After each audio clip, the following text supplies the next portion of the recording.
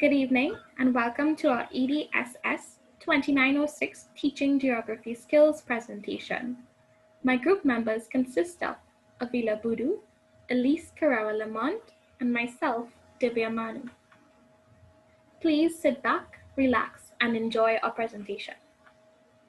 Students can learn about the environment through various themes.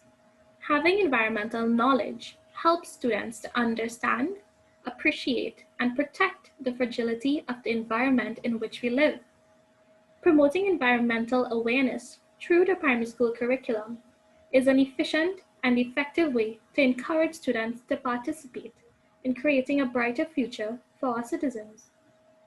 Geography is not a subject that is specialized in the primary school curriculum. However, it is embedded in social studies in which all students are required to learn. The level of class chosen for this unit plan is Standard 2 students that are of ages 8 to 9 years old.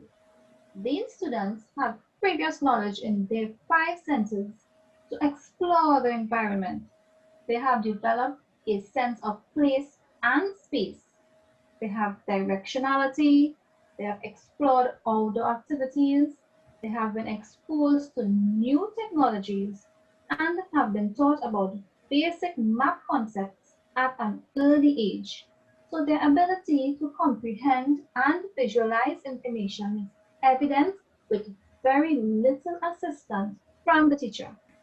The theme that my group chose is My Country, the Environment of Trinidad and Tobago. Within this theme, there are 5 topics: the basic physical features of Trinidad and Tobago, both natural and man-made, the main landforms of Trinidad and Tobago, the types of land use in Trinidad and Tobago, the causes and effects of land and air pollution, and finally, the ways to solve land and air pollution. So in addition to teaching social studies as a core skill or subject, this unit also intends to improve Standard 2 students' reading, writing, ICT skills, representation, media and information literacy, and assessment for learning.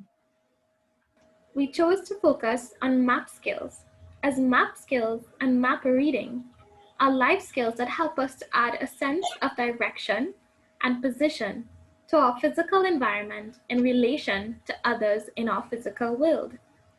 Developing basic map skills in young children will enable them to acquire this sense of direction and position and will provide a foundation for developing further map skills in the future.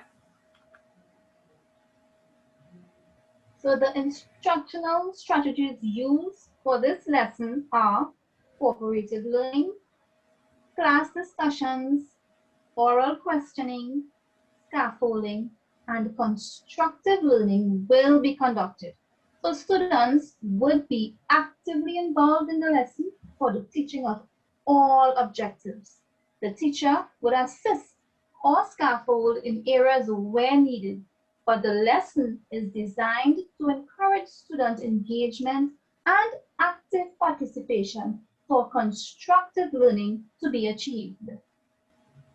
So for this lesson, students would have learned what an environment is, the general directions or cardinal points, the shape or the map of Trinidad and Tobago, and what the bodies of waters are. And these are the lesson objectives for this entire lesson. At the end of the lesson, students will be able to identify basic features of a map, and this will address the cognitive domain. Then, students will be able to develop an appreciation for the basic features of a map, and this will address the affective domain. And our final objective, students will be able to draw and label the basic features of the map of Trinidad and Tobago to address the psychomotor domain. Our set induction will take place within 5 minutes, where the teacher provides a chart with a map of a Caribbean country that includes the features of a map. Then the teacher begins a discussion with the class, recapping the cardinal points and bodies of water that surrounds the country, followed by discussing the title of the map, what makes up a key, the importance of a compass, and where and why a border is needed in a map. In order to address the cognitive objective, we will use a template of the map of Trinidad and Tobago so that they are able to identify the various features and elements of the map. After this, students will be able to identify the title, the key, the compass, and the border. These are examples of the map to be used for the cognitive objective. During this activity, the teacher will first provide a blank map. Then she will add the physical features to the map using various symbols, such as the green triangles, the red lines, and the blue lines. Now, in order to teach what each symbol means, the key and the compass will be added. The key will indicate that the red lines mean roads, the blue lines mean rivers, and the green triangles indicate mountains. The compass is provided so that students are reminded of the various directions, which include north, south, east, and west. Finally, the title and border will be added. The border encompasses the map. It shows where the surroundings of the map end. The title will indicate what type of map it is. So to review this cognitive objective, to ensure that the strategy used was successful, the teacher will conduct a very short formative assessment, oral questioning about the features of a map. Moving on, the affective objective will be addressed.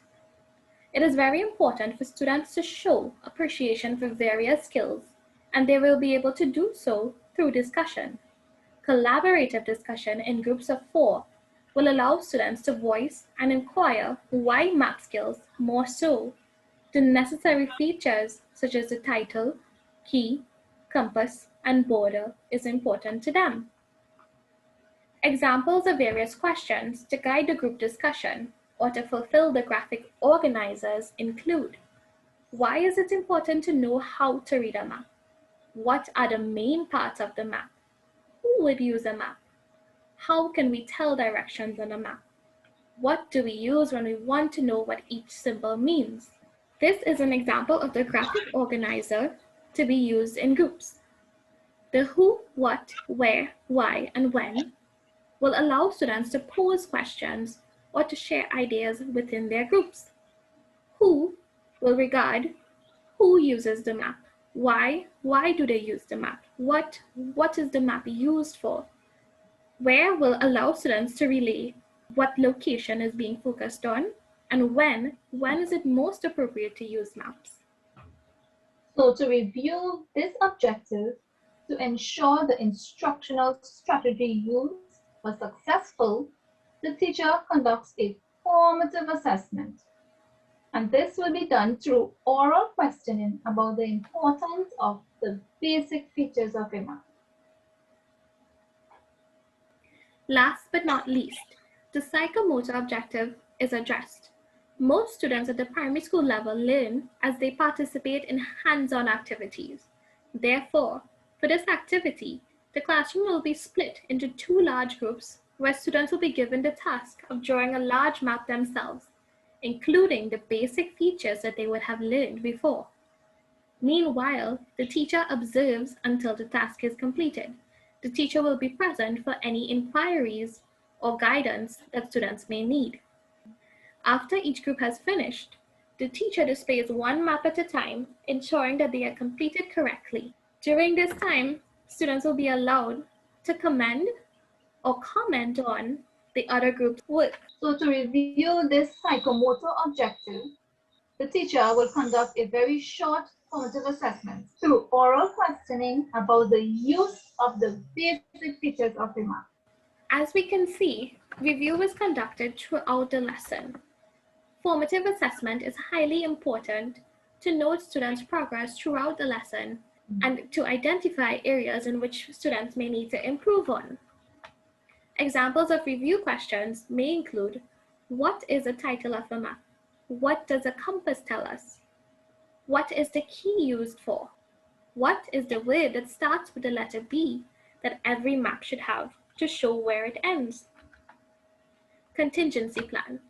Problems may arise while conducting various lessons. For example, if the problem that students are not able to grasp the concept of the basic features of a map using the lesson, then the solution will be to play the video elements of a map and conduct the same oral questioning to ensure that students understand. And if time does not permit completion of this lesson, it can continue another day with the same materials and reinforce the previous parts of the lesson. The final assessment will allow the teacher to test the understanding of the students.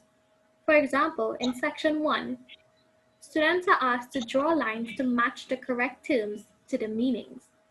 In section 2, students are asked to relate what each symbol might mean. And in section 3, students are asked to complete the map by completing the title of the map, filling in the directions on the compass of the map, and drawing a border around the map. Upon completion of this lesson, students will be able to fully understand the basic features of the map and move on to the subsequent lesson in which they will learn of various landforms. We thank you for your time. Have a good evening.